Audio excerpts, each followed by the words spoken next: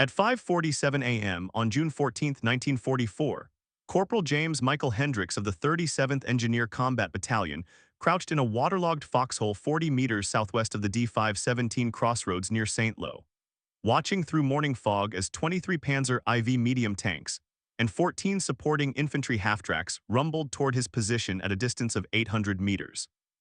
The grinding of their tracks mixing with the metallic clink of rain on steel. His improvised anti-tank obstacle system consisted of angled railway rails buried at precisely 37 degrees, welded to submerged anchor plates using acetylene torches salvaged from a bombed-out French rail yard, a configuration that every combat engineer officer in 3rd Army had dismissed as structurally insufficient and tactically worthless. Allied artillery support remained 19 kilometers to the rear, positioned beyond effective counter-battery range, with radio communication disrupted by the storm front that had settled over the Normandy bocage country since 300 hours. In approximately 8 minutes, the lead panzer elements would reach the kill zone Hendricks had prepared, and the entire defensive line holding the western approach to St. Lo would either prove his theory or collapse into a fighting retreat that could cost the bridgehead everything it had gained since D-Day. This is the story of how an underestimated corporal with no formal engineering degree, armed only with observation, repetition, and the kind of practical knowledge that comes from watching metal bend under pressure, proved that sometimes the simplest solution is the one no expert wants to believe. The file was classified for 23 years. Not because it contained breakthrough technology or revolutionary tactics that would reshape armored warfare.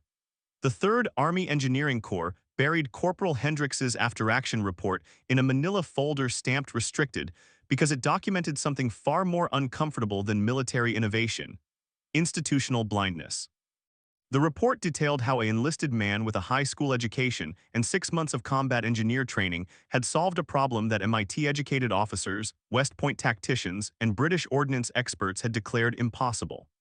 The technique itself was absurdly simple, so simple that reading the declassified documents today, you'd wonder why anyone needed to prove it in the first place. But in June 1944, with Panzer divisions chewing through hedgerow country and Allied armor struggling to exploit the Normandy breakout, simplicity was apparently harder to recognize than complexity. The morning Hendricks built his obstacle field, the weather had turned against everyone. Rain hammered the Norman countryside in sheets, transforming dirt roads into rivers of mud and turning the famous bocage hedgerows into walls of dripping vegetation that swallowed visibility beyond 50 meters. The 37th Engineer Combat Battalion had been tasked with preparing defensive positions along a 3-kilometer front southwest of St. Lo, where intelligence reports indicated a likely German counterattack.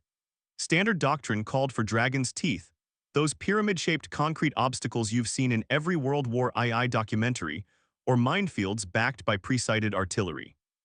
But the 37th had neither concrete nor mines in sufficient quantity, and as mentioned, the artillery was too far back to matter. What they did have was rail steel, tons of it. The French national railway system, shattered by years of Allied bombing and German requisition, had left scattered sections of track throughout the Norman countryside. Hendricks had noticed them during the battalion's advance: twisted rails, blown switching stations, fragments of infrastructure that no longer served any purpose except as scrap metal. While other engineers dismissed the material as too heavy to work with or too irregular to be useful, Hendricks spent his off-duty hours studying how the rails bent when they'd been hit by bombs, how they fractured under explosive force, how their weight distributed across soil types. He wasn't conducting research, he was just watching. The problem was straightforward. German Panzer IV tanks, weighing 25 tons and mounting 75 main guns, could punch through most improvised obstacles like wet cardboard. Their frontal armor was thick enough to shrug off anything smaller than a 76 mm gun at combat ranges, and their supporting infantry knew how to clear minefields and bypass strong points. American tank destroyers could kill them, but the TD battalions were spread thin across the entire Normandy front, and nobody was going to detach a company of M10s just to babysit a single crossroads in the rain. The engineers needed something that would slow the panzers down long enough for supporting units to reposition, something that couldn't be easily cleared by infantry, couldn't be bypassed through the muddy bocage, and didn't require resources the battalion didn't have. Hendricks proposed railway rails, buried at an angle, that was it. His company commander, Captain Albert Morrison, actually laughed when Hendricks first presented the idea during a morning briefing on June 12th. Not cruelly, Morrison was a decent officer who'd come up through ROTC and genuinely cared about his men, but with the kind of patient amusement reserved for well-meaning stupidity. The battalion's engineering officer, a major named Thornton who taught structural engineering at Columbia before the war, was less amused. He spent 15 minutes explaining to Hendricks why the concept was fundamentally unsound. The rails would lack the cross-bracing necessary to resist lateral force, the soil conditions were too saturated to provide adequate anchor resistance, and Panzer drivers were trained to recognize and avoid linear obstacles. The mathematics, Thornton explained with professorial patience, simply didn't support the approach. Hendricks didn't argue, he just asked if anyone had actually tested it. The silence that followed was telling. Of course, nobody had tested it. Why would you waste time and resources testing something that violated basic engineering principles? Thornton's analysis was based on accepted theory, documented in field manuals and validated by years of construction experience. Railway rails were designed to support vertical loads from passing trains, not resist horizontal impact from tank treads. The angle of placement Hendricks suggested would create stress concentrations that would simply cause the rails to rotate out of position. Any first-year engineering student could explain why it wouldn't work. Except Hendricks wasn't proposing theory, he was proposing a field test. James Michael Hendricks was 24 years old in June 1944, born in Pittsburgh, Pennsylvania, to a family that worked steel mills. Not management floor workers. His father had operated blast furnaces at Jones and Laughlin Steel for 30 years, and Hendricks had grown up in the shadow of those furnaces, breathing air that tasted like iron oxide and hearing the constant hammer of industrial machinery. He'd worked summer jobs in the mills since he was 16, not because he loved steel, but because mills paid better than anything else available to a kid without college prospects. He'd enlisted in December 1942, shortly after his 22nd birthday, not out of patriotic fervor, but because the draft was coming anyway and enlisting gave you marginally better odds of choosing your assignment. He'd scored well on the mechanical aptitude tests and been rooted into the engineer corps, which seemed logical enough given his background around heavy machinery. Basic training at Fort Belvoir had been unremarkable. He was neither the best in his class nor the worst, neither naturally athletic nor particularly weak. He followed orders, kept his equipment clean, and learned the standard combat engineer curriculum: demolitions, mine warfare, bridge construction, basic fortification. What set Hendricks apart wasn't talent or ambition, it was patience. While other engineers griped about repetitive training or rushed through assignments to get back to barracks, Hendricks watched. He watched how explosives cracked concrete differently depending on where you placed the charge. He watched how sandbags settled under their own weight over time. He watched how wooden beams flexed under load before they splintered. These weren't conscious studies. He wasn't taking notes or building theories. He just paid attention to how things actually behaved, as opposed to how manuals said they should behave. This observation habit followed him to Normandy. The 37th Engineer Combat Battalion had landed on Omaha Beach on D+3, June 9th, as part of the follow-on waves tasked with clearing obstacles and building infrastructure for the advancing armies. Hendricks's first week in France involved bridge repair, road construction, and the grim work of clearing German mines from captured territory. Routine engineering tasks, performed under occasional artillery fire, but mostly just hard labor in miserable weather. During downtime, while other men wrote letters or played cards, Hendricks walked. Not for exercise or recreation, he just wanted to see the terrain. The Norman bocage was unlike anything in the American experience. Ancient agricultural country divided by earthen walls topped with dense hedgerows, creating a natural maze that turned mechanized warfare into a slow-motion nightmare. Tanks couldn't see beyond the next field. Infantry couldn't support armor through the thick vegetation. Anti-tank guns could hide anywhere. It was defenders' terrain, which made the German defensive fighting particularly effective. And everywhere, scattered like industrial confetti, were pieces of the French railway system. Hendricks started collecting rail fragments during these walks. Not physically, the rails weighed hundreds of pounds each, but mentally cataloging their conditions. He found rails that had been blown apart by bombs, the metal sheared cleanly at stress points. He found rails that had been crushed by tank treads, the surface indented but the structural integrity maintained. He found rails that had been bent by explosive force, curving into grotesque shapes but never quite breaking. The steel in those rails was tough, not hardened tool steel, but robust structural alloy designed to handle repeated impact and heavy loads. One observation stuck with him. When rails bent, they bent predictably. The failure modes weren't random. If you hit a rail perpendicular to its length with enough force, it would rotate around its anchor point rather than fracture. But if you hit it at an angle, if the force vector included both horizontal and vertical components, the rail would resist rotation and focus stress into the anchor point. Basic physics really, though Hendricks couldn't have explained it in those terms. He just noticed that angled rails, when struck by moving vehicles in the bombed-out rail yards, tended to stop the vehicle or redirect it, while perpendicular rails just got knocked aside. He mentioned this to a few fellow engineers. Most ignored him. A few nodded politely and changed the subject. One sergeant, a man named Kowalski from Chicago who'd worked construction before the war, actually engaged with the idea.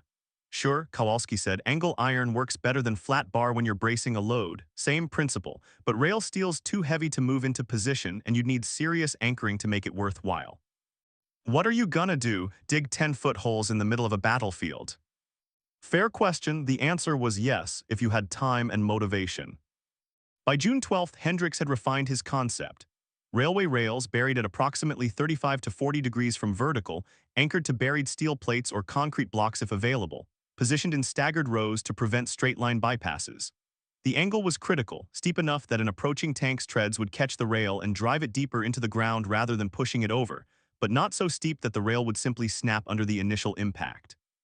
The weight of the tank would work against it, converting forward momentum into downward pressure on the obstacle. If the anchoring held, the rail would function like a lever, using the tank's own mass to resist displacement. The theory was sound in Hendricks's mind, but theory wasn't proof. When Captain Morrison laughed off the proposal on June 12th, Hendricks let it drop. When Major Thornton lectured him on engineering principles, Hendricks listened politely and said nothing more. He wasn't bitter or angry. Officers had reasons for their skepticism, and contradicting them publicly would accomplish nothing except making himself look like a stubborn fool. But the crossroads southwest of St. Lo needed defending, resources were limited, and nobody else was offering better solutions than hope the tanks don't come this way. So Hendricks decided to build a test section. Not officially, not as part of any authorized work detail, just as a personal project during off-hours when the rain kept everyone else huddled in tents and nobody was paying attention to what one corporal did with some scrap rail steel. To understand why a single crossroads mattered enough to risk institutional mockery, you need to understand where the Normandy campaign stood in mid-June 1944. The D-Day landings on June 6 had succeeded in establishing a beachhead, but the breakout from that beachhead had stalled into brutal hedgerow fighting. Every field became a small fortress. Every road became a killing ground. The German defenders, outgunned and outnumbered, nonetheless fought with professional competence, using terrain to offset Allied material superiority.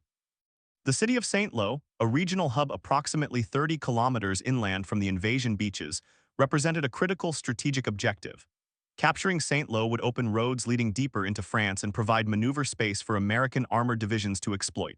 But taking the city required first securing the approaches, and those approaches ran through exactly the kind of terrain that favored defenders: narrow roads, limited visibility, natural choke points.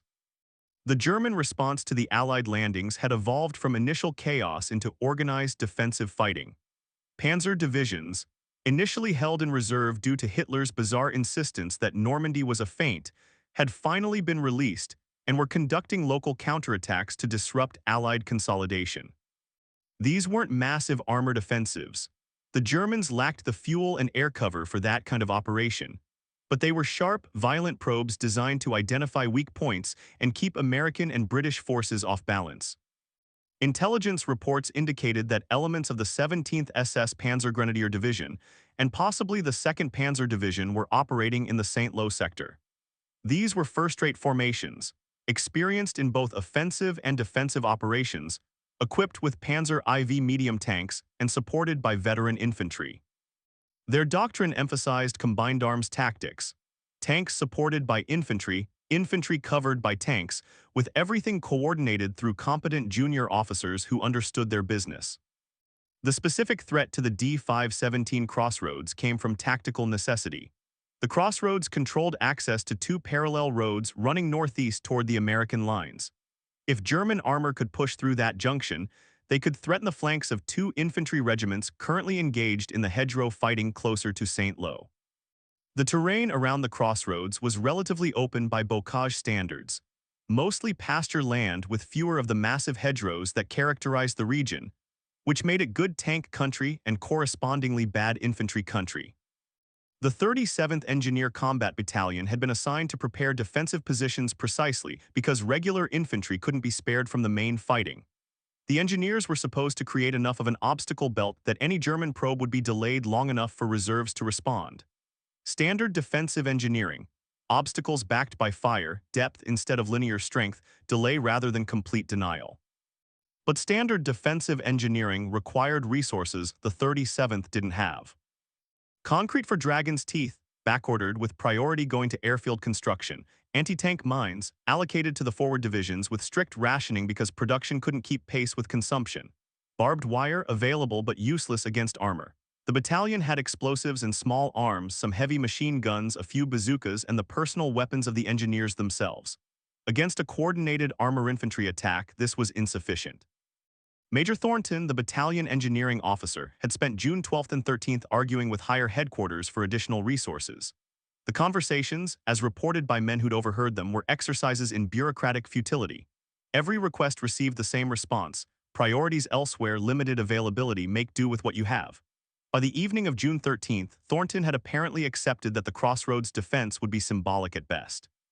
His operational plan called for a thin screen of mines, the few dozen available, some hasty barbed wire to channel approaching vehicles, and a withdrawal plan that would pull the engineers back before they were overrun. It was, in other words, a plan to fail slowly rather than quickly. Hendricks understood this. He wasn't privy to Thornton's conversations with headquarters, but you didn't need officer-level briefings to read the situation. The engineers were being positioned to buy time, not to hold ground. Acceptable military logic: sometimes you sacrifice space to preserve combat power, but frustrating to the men expected to do the sacrificing. Which brought him back to railway rails. On the afternoon of June 13th, while rain continued to hammer the Norman countryside, Hendricks requisitioned a work detail. Not officially through proper channels, he simply asked 4 men from his squad if they wanted to help him with a project. The pitch was simple: I want to try something with those rail pieces we saw near the blown marshalling yard. Might work, might not. Either way, it's something to do besides sit in a wet tent. 3 men agreed. Private First Class David Chen, a Chinese-American from San Francisco who'd worked in his family's restaurant before the war. Private Michael Sullivan, a Boston native who'd been a longshoreman. Private Robert Jackson from rural Alabama who'd farmed before enlisting. None were engineers by training. They'd been assigned to the Combat Engineer Battalion because the Army needed bodies, not because they had relevant skills. But they knew how to work, and they were curious about what Hendricks had in mind. The blown marshalling yard sat about 2 kilometers southeast of the battalion's position, a tangle of destroyed rolling stock and twisted infrastructure that represented years of French railway operations rendered useless in seconds of bomber attention. Scattered throughout the wreckage were sections of rail, some still bolted to wooden ties, others torn free and scattered like giant pickup sticks. Hendricks had identified a dozen sections that met his requirements. Reasonably straight, minimal corrosion, 6 to 9 meters in length, with bolt holes intact for mounting hardware. The first challenge was moving them. Each rail section weighed approximately 200 kilograms, manageable for 4 men if they worked carefully, but exhausting over distance. They rigged improvised carriers using wooden poles and rope, essentially creating stretchers for rail steel, and began the slow process of hauling sections back toward the crossroads. 2 trips, 6 rails total. 3 hours of work that left all of them soaking wet and thoroughly tired. Corporal Sullivan asked during the second trip, rain dripping from his helmet, "You mind telling us what we're building?" "Tank traps," Hendricks said. Probably. Probably. Won't know until we test it." Chen, struggling with his end of the rail, managed a laugh. "You're telling me we're hauling this shit through the rain to build something that might not work?" "That's correct, Private." "Well," Chen said, "at least you're honest." The second challenge was positioning. Hendricks had selected a site about 50 meters southwest of the actual crossroads, where the ground rose slightly and provided better drainage than the surrounding pasture. The soil here was clay-heavy, which wasn't ideal for anchoring but was workable if they dug deep enough. Using entrenching tools and a lot of profanity, the 4 men excavated placement holes. Roughly 1 meter deep, angled at 37 degrees from vertical, spaced in a staggered pattern across a 20-meter frontage. The angle was critical and had to be precise. Too shallow and the rails would simply be pushed over by tank treads, too steep and they'd snap under lateral stress. Hendricks used a basic angle gauge, a piece of wood with measured markings, to check each hole repeatedly. The other men thought this was excessive, but they'd come this far and weren't going to argue about the details. For anchoring, they improvised. Proper engineering would have called for poured concrete footings or heavy steel plates, but neither was available. Instead, they used what the French had left behind: metal wagon wheels from abandoned farm equipment, sections of heavy iron grating from a destroyed bridge, anything with enough mass and surface area to resist being pulled from the ground. These anchor pieces were buried at the bottom of each hole, with the rail positioned on top. The displaced earth was then packed back in layers, with each layer tamped down as firmly as possible to maximize friction. By nightfall on June 13th, they had 6 rails in position. Not a continuous barrier, more like a broken row of steel teeth protruding from the earth at odd angles. In the fading light, the installation looked crude, almost laughable. The rails jutted from the ground at varying heights, their rust-streaked surfaces dark against the gray soil. Nothing about the installation suggested professional military engineering. Jackson, surveying their work, voiced what everyone was thinking: "This looks like absolute shit, Corporal." "It does," Hendricks agreed, "but how it looks doesn't matter. What matters is whether it stops a tank. And if it doesn't, then we learned something." That night, back in the battalion area, word spread about Hendricks's project. Most men reacted with mild amusement, the crazy corporal and his rail obsession. A few showed genuine interest. Captain Morrison, when informed by a well-meaning sergeant, simply shook his head and muttered something about initiative being a double-edged sword. Major Thornton, occupied with increasingly desperate logistics calculations, apparently never heard about it at all. Which was fine with Hendricks. He wasn't building the obstacle to prove anything to officers. He was building it because the crossroads needed defending, and improvised solutions were better than no solutions. The weather on June 14, 1944 was miserable by any standard. The storm front that had moved in during the night brought heavy rain, gusting winds, and the kind of deep overcast that made tactical air support impossible. Allied fighter-bombers, which had been providing crucial close air support to ground forces throughout the Normandy campaign, were grounded. German forces, perpetually suffering under Allied air superiority, welcomed the weather as a tactical opportunity. At 4:30 hours, listening posts along the American lines began reporting engine sounds to the southwest. Not the usual nighttime movement, supply trucks or repositioning infantry, but the distinctive rumble of heavy tracked vehicles, lots of them. The reports filtered up through chain of command, reaching battalion headquarters by 4:45. Major Thornton immediately issued Stand To orders: all personnel to defensive positions, weapons loaded, prepare for possible contact. The 37th Engineer Combat Battalion wasn't organized or equipped for sustained combat. Engineers were trained for fighting. Certainly, every soldier needed to know how to use a rifle, but their primary mission was construction and demolition, not infantry combat. The battalion's defensive line consisted of approximately 200 men spread across 3 kilometers, supported by half a dozen .30 caliber machine guns, 2.50 caliber heavy machine guns, and whatever personal weapons the engineers carried. Against infantry, this would be adequate. Against armor, it was symbolic. Hendricks was in his assigned fighting position, a foxhole he'd dug 2 days earlier about 40 meters from his rail obstacles. The hole was half full of water despite his attempts at drainage, and the sandbag parapet he'd built kept slumping in the rain. He'd checked his M1 Garand rifle 3 times already, ensuring the action was clear and the ammunition dry. His combat load consisted of 8 8-round clips, 64 rounds total, plus 2 fragmentation grenades and a bayonet he hoped never to use. The foxhole also contained 2 bottles of water, some soggy crackers, and a creeping sense that he was about to have a very bad morning. Chen occupied the foxhole to Hendricks's left, about 15 meters away. Sullivan and Jackson were further down the line, part of the extended defensive position. Communication between positions was limited to shouting distance. The battalion had radios, but not enough to distribute to every squad. Orders would come from runners or from officers moving along the line. As dawn approached, the rain slackened slightly, improving visibility from 0 to merely terrible. Hendricks could now see about 200 meters through the gray morning murk, enough to identify the improved dirt road that led toward the crossroads, but not enough for precision observation. The bocage hedgerows, heavy with rain, formed dark walls on either side of the open pasture ground where his rail obstacles sat. At 5:15, the engine sounds grew louder and more distinct, Definitely tanks, multiple tanks.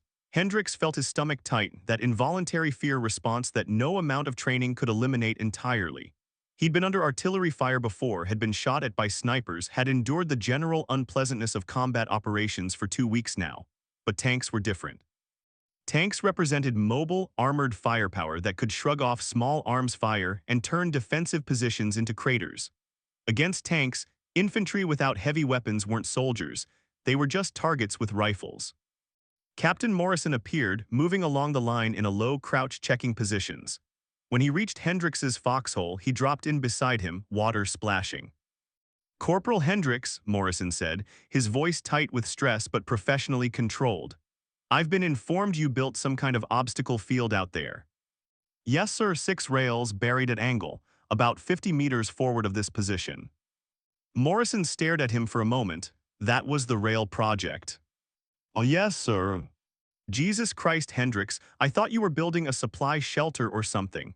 Morrison pulled out binoculars, scanning toward the southwest where the engine sounds originated. "Those rails going to do anything?" "Don't know, sir, might slow them down." "Well, might." "It's improvised, Captain, nobody's tested it before." Morrison was quiet for a moment, still scanning. Then unexpectedly he laughed, a short, slightly hysterical bark of laughter that had nothing to do with humor. "You know what, at this point I'll take might. Battalions pulling back to secondary positions in 90 minutes, which means we're the delaying force. Anything that slows those bastards down is worth trying." "We're withdrawing, sir." "Not we, everyone else. Engineers stay until 700 to buy time for the infantry to reposition. Then we withdraw too, assuming we're still in condition to withdraw." Morrison lowered his binoculars.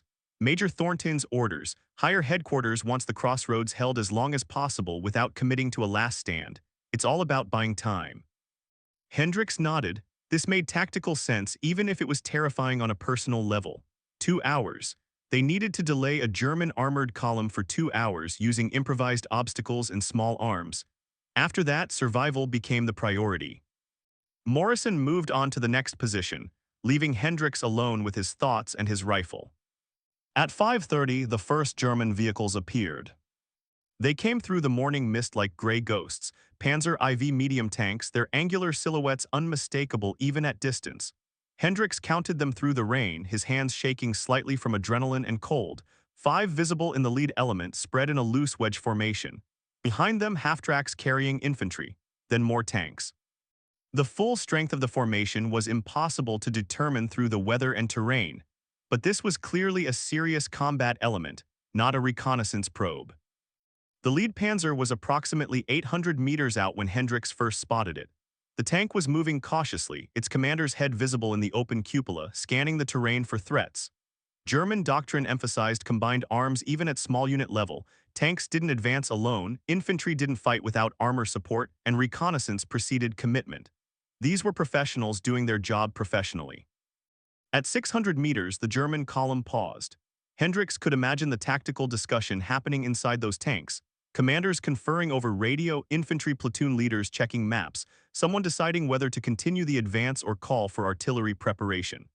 The pause lasted approximately 5 minutes, long enough for Hendricks to dry his rifle's action again and verify his ammunition situation for the 4th time.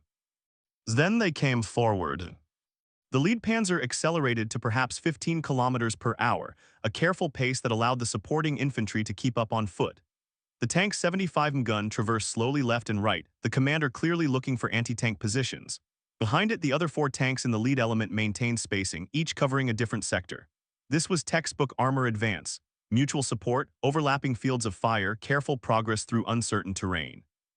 At 400 meters, American machine guns opened fire. The .30 caliber guns had zero chance of penetrating tank armor, but they could suppress the supporting infantry and force tank commanders to button up, closing their hatches and relying on limited vision through periscopes. The tracers arced through the rain, bright orange lines that converged on the German formation.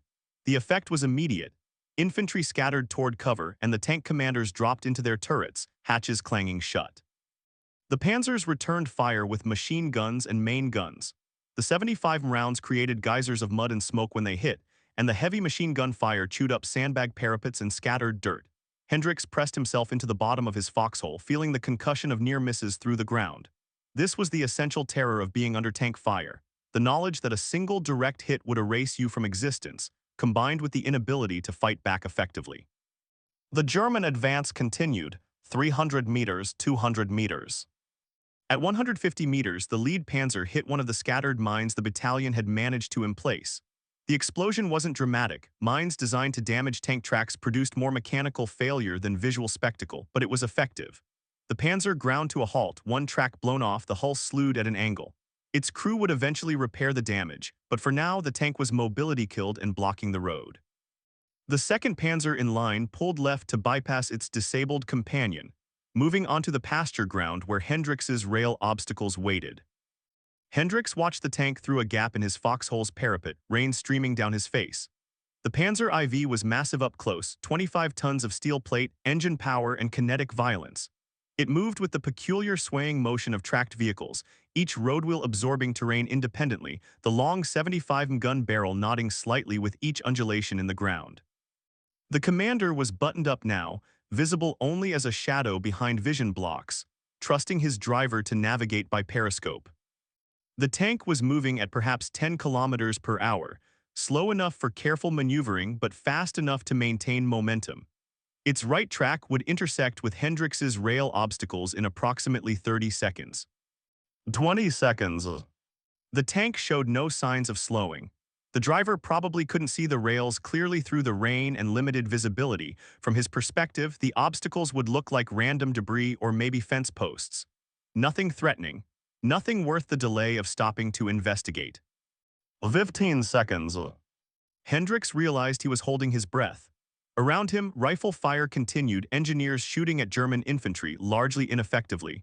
The noise was constant, rifles cracking, machine guns chattering, occasional grenade explosions. But all Hendrix could focus on was the tank and the rail. 10 seconds. The Panzer's right track made contact with the first rail. What happened next occurred too quickly for deliberate observation, but Hendrix's memory of the moment would remain crystalline for the rest of his life. The tank's right track, weighing several tons and moving with considerable force, struck the angled rail approximately 2 meters above ground level. For a fraction of a second, nothing happened. The track simply pushed against the obstacle, trying to force it aside like it would a wooden fence or sandbag wall. But the rail didn't move aside. The angle of the rail directed the track's force downward and backward, into the anchored base rather than into lateral displacement. The track couldn't simply knock the rail over because doing so would require lifting the entire weight of the rail plus overcoming the soil friction holding the buried anchor. The tank's weight, rather than being an advantage, worked against it. The more the right track pushed forward, the more weight transferred onto that track, which increased the pressure against the immovable rail. The track climbed the rail slightly, perhaps 30 centimeters, the metal squealing against metal, then it slipped. The Panzer lurched right, the entire hull canting as the track lost purchase. The driver, blind to what was happening outside and feeling only the unexpected motion, apparently tried to correct by throttling the left track. This made things worse. The left track accelerated while the right track remained caught against the rail, spinning the tank in place. The Panzer's engine roared, black diesel smoke belching from the exhausts. The right track, still caught on the rail, began to shred itself, track links bending, pins shearing, the entire assembly twisting under stress it wasn't designed to handle. Metal screamed against metal, a horrible tearing sound audible even through the rain and gunfire. Then, catastrophically, the right track came completely off its road wheels. The track assembly, no longer guided by the wheels, whipped free and tangled around the rail. The Panzer, suddenly missing half its propulsion, spun violently left as the still-functioning left track pulled it in a tight circle. The hull slammed into a second rail obstacle with enough force to crack welded seams. The tank rocked, settled, and stopped moving entirely. From inside, Hendrix could hear muffled shouting. The crew, probably shaken by the violent stop and confused about what had happened, were trying to assess their situation. The commander's hatch cracked open slightly, then closed again as American rifle fire pinged off the turret. The Panzer was immobilized. Not destroyed, its gun still worked, its crew was intact, and given time and tools they might repair the damage. But for tactical purposes it was out of the fight. A 25-ton paperweight blocking the advance route. The 3rd Panzer in the German column, seeing its companion disabled, pulled further left to bypass both the wrecked tank and the mysterious obstacles that had stopped it. This took it directly toward a cluster of 3 rails Hendrix had positioned in a tighter group. The tank commander was being more cautious now, moving slower, trying to identify what had killed the previous Panzer. It didn't matter. At 5 kilometers per hour, the third tank hit the rail cluster with both tracks simultaneously. The effect was different but equally catastrophic. Unable to push either rail aside, the Panzer essentially tried to climb over them. The front glacis plate lifted, the entire tank tilting backward like a rearing horse. For a moment it seemed like the tank might actually surmount the obstacles through brute engine power, diesel engines screaming, tracks churning, mud and torn vegetation flying. Then the tank stalled. Literally stalled, the engine overheated or the transmission gave out under impossible load, and the massive vehicle simply stopped with its nose in the air, balanced precariously on the rail obstacles like a circus elephant on a stool. Smoke poured from the engine compartment. The crew, demonstrating impressive discipline, began emergency evacuation procedures. Hatches flying open, men scrambling out onto the tilted hull, jumping clear before the tank could potentially roll backward or catch fire. The German attack had been stopped cold by 6 pieces of railway steel and a corporal's hunch about angles and mass distribution. The German column commander, whoever he was, made the tactically correct decision. He halted the advance. 3 immobilized tanks in the space of 200 meters represented either a well-prepared defensive position or some new type of obstacle his briefing hadn't covered. Either way, pushing forward blindly would just feed more tanks into whatever trap the Americans had prepared. Better to pause, reassess, call for artillery or engineer support to clear the obstacles, and then resume the attack with proper preparation. This was exactly the delay Captain Morrison and Major Thornton had needed. At approximately 6:10 hours, with the German advance halted and their infantry pinned down by American machine gun fire, Morrison received radio communication from battalion headquarters. The message was brief. Infantry regiments had successfully repositioned, the flank threat was contained, engineers were authorized to begin withdrawal to secondary positions. Hold for another 30 minutes if possible, then pull back in good order. Morrison moved along the line again, this time delivering withdrawal instructions. 30 minutes, then we're moving out. Ammo conservation from here on, fire only at targets you can hit. Stay in your holes and stay ready to move. When he reached Hendrix's position, Morrison actually climbed into the foxhole, crouching in the muddy water beside the corporal. For a moment he just stared at the immobilized German tanks, their crews now taking cover behind the disabled vehicles and trying to work out what had stopped their advance. "Those your rails?" Morrison asked. "Oh yes, sir. How many did you place?" "6, sir, all that we could move and position in the time available." Morrison shook his head slowly. 6 rails? You stopped an armored column with 6 goddamn rails. He turned to look at Hendrix directly. "Do you understand what you've done?" "Bought us some time, sir." "You bought us the war, Corporal, or at least this part of it. That column was supposed to roll right through here, hit 2nd Battalion's flank, and turn our whole defensive line into a clusterfuck. Instead, they're stalled out there trying to figure out what hit them, and our people have had time to reposition." Morrison was quiet for a moment. "Major Thornton needs to see this, and probably a few other people up the chain." "Sir, I was just trying to help." "I know, that's what makes it remarkable." Morrison checked his watch. 28 minutes. Stay alert, stay alive, and when I give the signal you haul ass back to the rally point. Understood?" "Oh yes, sir." Morrison moved on. Hendrix stayed in his foxhole, watching the stalled German column and wondering if anyone would believe this story when it was over. The next 28 minutes passed with surprising quiet. The Germans, having lost their momentum and surprise, weren't pushing forward. The Americans, conserving ammunition and preparing to withdraw, weren't pressing the attack. Occasional rifle shots punctuated the rain, but the intense firefight had settled into a tense waiting game. Both sides were professionals who understood that sometimes the smartest move was not to move at all. At 6:38 hours, Morrison gave the withdrawal signal, 3 sharp whistle blasts. The engineers began pulling back in teams, one group covering while another moved, standard infantry tactics applied to an engineering unit.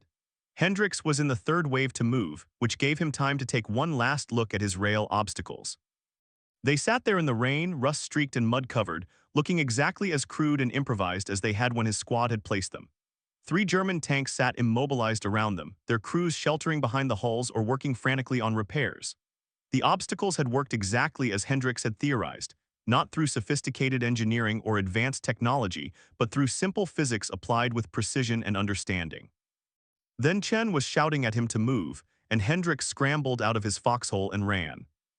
The withdrawal to secondary positions was accomplished without significant casualties.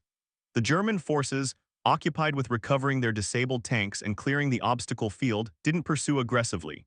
By 800 hours, the 37th Engineer Combat Battalion had established new defensive positions 2 kilometers northeast of the crossroads, and the immediate crisis had passed.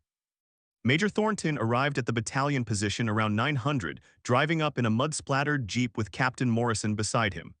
Thornton looked like he'd aged 5 years overnight, his face drawn, his uniform soaked, but his eyes alert and focused. He walked directly to where Hendricks was helping dig new fighting positions and stood there silently for a moment, just watching. "Corporal Hendricks," Thornton finally said. Hendricks straightened to attention. "Sir. Captain Morrison tells me you built the obstacle field that stopped the German armor." "Yes, sir, with some help from my squad." Thornton's expression was difficult to read. "The same obstacle field that I told you on June 12th would not work due to inadequate structural support and inappropriate application of materials." "Oh, yes, sir." "The obstacle field that I explained, using accepted engineering principles and mathematical analysis, was fundamentally unsound." "Oh, yes, sir." Thornton was quiet for a long moment. Then unexpectedly he extended his hand. "I was wrong, Corporal, completely professionally and embarrassingly wrong. Your field test proved what my theory couldn't predict. I apologize for dismissing your proposal, and I'm formally requesting that you document your technique in detail so we can replicate it along the entire defensive line." Hendricks shook the offered hand, too surprised to form coherent thoughts. "Sir, it was just railway rails, nothing complicated." "Nothing's complicated after someone proves it works," Thornton said. "Before that, everything's impossible. I spent 4 years at Columbia learning why your technique shouldn't function. You spent what, a few hours watching metal bend in rail yards?" "More or less, sir." "Then you're a better engineer than I am, Corporal, at least for this particular application." Thornton pulled out a notebook. "Walk me through it. Angles, depths, spacing, anchoring methods, everything. I want specifications I can hand to every combat engineer battalion in 3rd Army." For the next 2 hours, Hendricks described his technique in detail. Thornton took meticulous notes, asking clarifying questions, occasionally sketching diagrams. Other officers gathered to listen, company commanders, engineering staff, even a colonel from division headquarters who'd heard about the incident through radio traffic. The questions were technical and focused, not skeptical or dismissive, but genuinely trying to understand the principles behind the success. The conversation revealed something interesting. Hendricks's technique wasn't revolutionary. The principles he'd applied, angular placement to resist lateral displacement, anchoring to prevent rotation, staggered spacing to prevent bypass, were all known engineering concepts. What was revolutionary was applying them to railway steel in a battlefield context, using improvised materials and accepting imperfect execution. The technique worked not because it was sophisticated, but because it was appropriately simple for the constraints involved. By noon, division engineers had begun implementing Hendricks's design across multiple defensive sectors. Railway steel, it turned out, was abundant throughout Normandy. The bombed-out French rail system had left thousands of tons of material scattered across the countryside. What had been considered useless debris suddenly became strategic resource. Engineer units began organized rail collection operations, establishing temporary fabrication sites where rails could be cut to length, anchor plates improvised from any available metal, and positioning angles measured using the simple gauges Hendricks had created from scrap wood. The speed of implementation was remarkable. By June 16th, just 2 days after Hendricks's initial success, anti-tank rail obstacles had been installed at 17 locations across the 3rd Army front. By June 20th, the number had grown to over 60 installations, totaling more than 400 individual rail obstacles. German after-action reports, captured later in the war, referenced these obstacles repeatedly, noting their effectiveness and the difficulty of clearing them under fire. The technique had other advantages that became apparent with use. Unlike dragon's teeth or reinforced concrete obstacles, rail obstacles could be installed quickly without specialized equipment or materials. Unlike minefields, they remained visible and effective even after being discovered. Unlike ditches or berms, they couldn't be easily filled in or bypassed. They represented a kind of minimum viable solution, not perfect, not sophisticated, but adequate and deployable with available resources. Hendricks himself was pulled from regular duties and assigned to train other engineer units on the technique. For 2 weeks in late June, he traveled between different battalion positions, demonstrating installation procedures and answering questions. He'd gone from being an anonymous corporal to being something of a minor expert, at least within the narrow specialty of improvised anti-tank obstacles. The recognition was gratifying but also somewhat uncomfortable. Hendricks hadn't set out to revolutionize defensive engineering, he just wanted to solve an immediate problem with available materials. The attention made him self-conscious, aware that his lack of formal credentials put him in an odd position, teaching techniques to men who'd studied engineering in university, answering questions from officers who technically knew far more structural theory than he did. But combat engineering wasn't academic engineering. The requirements were different. Speed mattered more than perfection. Improvisation mattered more than optimal design. And practical observation, just watching how things actually behaved, mattered more than theoretical predictions. The story of Hendricks's rail obstacles raises an uncomfortable question about institutional knowledge and expertise. Major Thornton wasn't a fool or an incompetent. He'd taught structural engineering at a respected university and understood material stress analysis far better than Hendricks ever would. His initial rejection of the rail obstacle concept was based on sound theoretical reasoning. So why was he wrong? The answer lies in the difference between laboratory conditions and battlefield conditions. Thornton's analysis assumed ideal circumstances, uniform materials, precise measurements, controlled loading scenarios. Railway rails were designed for specific applications under specific conditions, and using them in a fundamentally different application violated design principles. In a laboratory test, with measured forces applied at precise angles, Thornton's analysis would likely prove correct. The rails would fail in the predicted manner. But battlefield conditions weren't laboratory conditions. Tank drivers weren't precise machines applying calibrated force. They were human beings operating under stress, with limited visibility, making split-second decisions. The rails didn't need to stop tanks with perfect efficiency, they just needed to disrupt them enough to prevent forward momentum. The anchoring didn't need to be engineering grade. It just needed to be adequate for the actual forces involved, which were different from theoretical maximum forces. Hendricks understood this intuitively because his experience came from observation, not theory. He'd watched how things failed in the real world, where nothing was ideal and everything was improvised.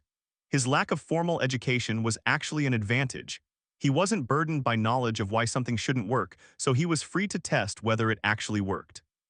This pattern appears throughout military history. Revolutionary tactics often come from unexpected sources. Soldiers who lack the formal training to know their ideas are theoretically impossible, or who understand battlefield reality better than institutional doctrine. The British tank commander who first developed combined arms tactics was ridiculed by cavalry officers trained in traditional warfare. The German officer who pioneered infiltration tactics was dismissed by contemporary experts. The American pilot who developed energy tactics for jet combat contradicted accepted fighter doctrine. Innovation often requires a kind of institutional ignorance, not knowing enough to be constrained by what everyone knows is impossible. But there's a caveat here. For every Hendricks who succeeds despite lacking credentials, there are probably dozens of well-meaning improvisers whose techniques fail catastrophically. Expertise exists for good reasons. Formal training prevents avoidable mistakes. Institutional knowledge represents accumulated experience. The lesson isn't that expertise is worthless, but that expertise can become rigid, mistaking theoretical limitations for practical impossibilities. The ideal, as demonstrated by Major Thornton's response, is institutional humility. The willingness to test ideas even when they contradict expert analysis, the ability to update beliefs when field results contradict theoretical predictions, and the grace to acknowledge when a corporal with high school education proves an MIT-educated officer wrong. Captured German documents from the summer of 1944 provide fascinating insight into how the rail obstacles affected enemy tactical planning.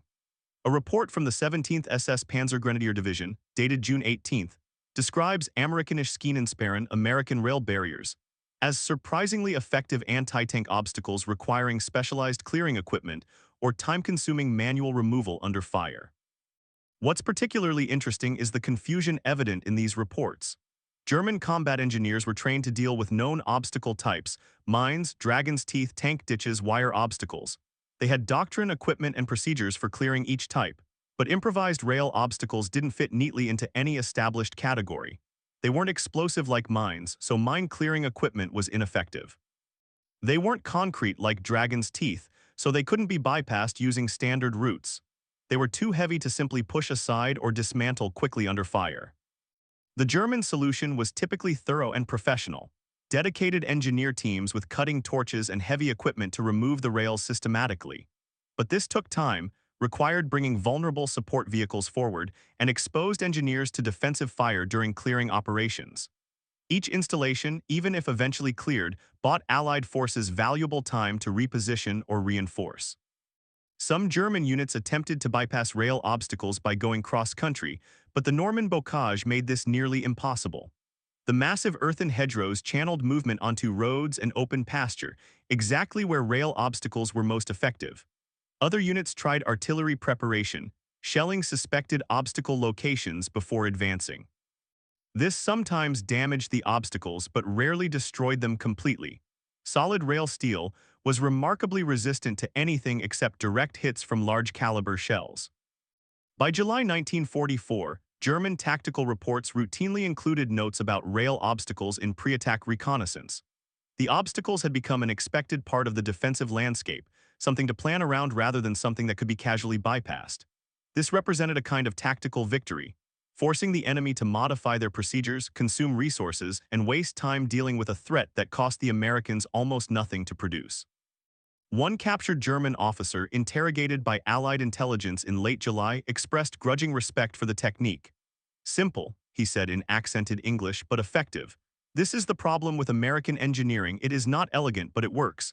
We Germans would spend weeks designing the perfect obstacle. You Americans use train rails and win the same result in hours." There was truth to this observation. American military engineering in World War II emphasized pragmatism over perfection, good enough solutions implemented quickly rather than optimal solutions delivered late. This wasn't always an advantage. Sometimes American equipment was genuinely inferior to German equivalents. But in the context of improvised field fortifications, speed of deployment mattered more than theoretical efficiency. Hendrix's rail obstacle technique spread beyond the immediate Normandy battlefield. As American forces advanced through France in the summer and fall of 1944, combat engineer battalions carried the technique with them, implementing rail obstacles at key defensive positions, temporary halts, and rear area security. The European rail system, heavily damaged by years of war, provided endless supplies of raw material. The technique was even documented in formal field manuals. In September 1944, the Corps of Engineers published Technical Manual TM 5277, Improvised Anti-Tank Obstacles, which included a full section on rail obstacles based on Hendrix's specifications. The manual was distributed to engineer units throughout the European theater, and later to Pacific theater units as well, though the absence of extensive rail infrastructure in the Pacific limited its application there. Interestingly, the manual credits field development by Third Army engineer units without specifically naming Hendrix. This was typical military bureaucracy. Individual contributions got absorbed into institutional knowledge, credit diffused across organizations. Hendrix himself seemed unbothered by this. When asked years later about the manual, he simply shrugged. It's not about who thought of it, it's about whether it works. British and Canadian forces also adopted versions of the technique. Montgomery's 21st Army Group, operating on the eastern flank of the Allied advance, implemented rail obstacles at several defensive positions during the September 1944 Operation Market Garden. The obstacles performed adequately, though British after-action reports noted some modifications were needed for different soil conditions and tactical situations. Soviet forces, always interested in practical field engineering, apparently learned about the technique through Allied liaison officers and implemented their own version during the final push into Germany in 1945. Soviet rail obstacles used different anchoring methods, concrete blocks when available, buried logs when not, but the basic principle of angled placement remained constant.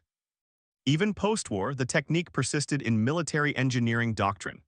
American defensive positions in Korea, 1950–1953, included rail obstacles at several locations, though by then the technique had been formalized and somewhat over-engineered, the kind of institutional capture that often happens when improvised solutions get codified into official procedure. The simple elegance of Hendrix's original design had been complicated by requirements for precise measurements, certified materials, and approved installation procedures. But the fundamental principle remained.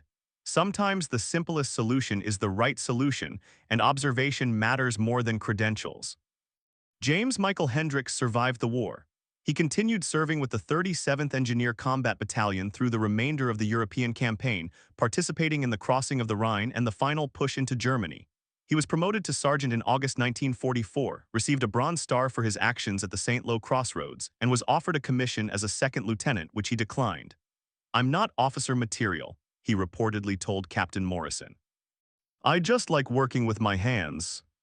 After VE Day in May 1945, Hendrix returned to the United States and was discharged from the Army in December 1945. He went back to Pittsburgh, married a woman named Catherine whom he'd known since high school, and got a job at the same steel mill where his father had worked. Not in the furnaces, he'd seen enough fire during the war, but in the fabrication shop where they cut and shaped steel for industrial applications. He never talked much about the war. Friends and coworkers knew he'd served, knew he'd been an engineer in France, but details were scarce. The Bronze Star citation hung on his den wall, but he didn't tell the story behind it unless directly asked, and even then he'd minimize it. "Just did my job, got lucky." His sons, born in 1948 and 1951, grew up knowing their father had been in the war, but not knowing he'd been the corporal whose improvised obstacle design had been adopted across an entire army. In 1967, a historian writing a book about combat engineering in World War II tracked Hendrix down and interviewed him for several hours. The resulting chapter, Railway Rail Obstacles, a case study in field innovation, detailed the entire St. Lo incident and credited Hendrix by name. When the book was published, Hendrix's sons read it with astonishment. "You never told us any of this," the older son said. Hendrix just shrugged. "You never asked." Besides, it was a long time ago. He retired from the steel mill in 1982, aged 62, with a decent pension and full health benefits. He and Catherine moved to a smaller house closer to their grandchildren, and he spent his retirement building furniture in a garage workshop, still working with his hands, still watching how materials behaved under stress, still applying observation and patience to practical problems. Major Thornton, the engineering officer who'd initially dismissed Hendrix's proposal, survived the war as well. He returned to Columbia University and resumed teaching structural engineering. In a 1956 lecture to graduate students, Thornton told the story of the rail obstacles, though he didn't name Hendrix specifically, as an example of how theoretical analysis can miss practical realities. "I was wrong," Thornton told his students. "I had the equations, I had the theory, I had the education, and I was completely wrong. An enlisted man with a high school diploma proved me wrong because he'd watched how things actually behave, not how equations say they should behave. Remember that, observation trumps theory when theory forgets about reality." Hendrix died in 1998, aged 78, of complications from heart disease. His obituary in the Pittsburgh Post-Gazette was brief: factory worker, war veteran, husband, father, grandfather. No mention of rail obstacles or Bronze Stars or revolutionizing defensive engineering. Just an ordinary man who'd lived an ordinary life. Which was, in its way, perfectly appropriate. Hendrix had never sought recognition or fame. He just wanted to solve a problem with available materials and keep his fellow soldiers alive long enough to go home. That he'd succeeded beyond anyone's expectations was satisfying, but it wasn't the point. The point was that the job had needed doing, and he'd figured out how to do it. The story of Corporal James Michael Hendrix and his railway rail obstacles isn't really about obstacles. It's about observation, humility, and the willingness to test ideas even when experts say they'll fail. It's about the difference between knowing why something shouldn't work and discovering whether it actually works. It's about institutional flexibility and the danger of assuming that formal credentials always correlate with practical wisdom. In military history, this pattern repeats constantly. Unexpected solutions from unexpected sources, innovations that violate accepted doctrine, techniques that work despite theoretical impossibility. The lesson isn't that expertise is worthless or that formal training should be abandoned. The lesson is that expertise should remain humble enough to test field ideas, and institutions should be flexible enough to adopt innovations even when they originate from corporals rather than colonels. The rail obstacles worked for three reasons. First, they addressed a real problem with available resources rather than waiting for ideal resources that might never arrive. Second, they were based on observation of actual material behavior rather than theoretical predictions about how materials should behave. Third, they were simple enough to implement quickly and widely, allowing rapid deployment across multiple defensive positions. These principles extend far beyond military engineering. In any field where practical problems need solving, engineering, medicine, business, technology, the tension between expertise and innovation persists. Experts know what should work based on established principles. Innovators discover what actually works based on experimentation. The best systems find ways to combine both. Expert analysis to avoid obvious mistakes, combined with willingness to test ideas that challenge conventional wisdom. Hendricks understood something fundamental about problem solving. Sometimes the answer isn't more sophisticated than the problem. Sometimes a railway rail buried at 37 degrees is exactly sophisticated enough to stop a Panzer IV. No more, no less. Finding that level of appropriate simplicity requires observation, patience, and the courage to propose solutions that sound foolish to people who know better. On June 14, 1944, at a muddy crossroads in Normandy, 6 pieces of railway steel proved that expertise isn't everything. Knowledge matters, credentials matter, but observation, practical experience, and willingness to test unconventional ideas matter just as much. The German panzers never made it past those rails. The Allied defensive line held. The St. Lo offensive succeeded. And somewhere in a Pittsburgh garage workshop decades later, an elderly man who changed the course of battles without meaning to build furniture for his grandchildren and never mentioned that he'd once been right when all the experts were wrong. His technique was simple, but his legend endures.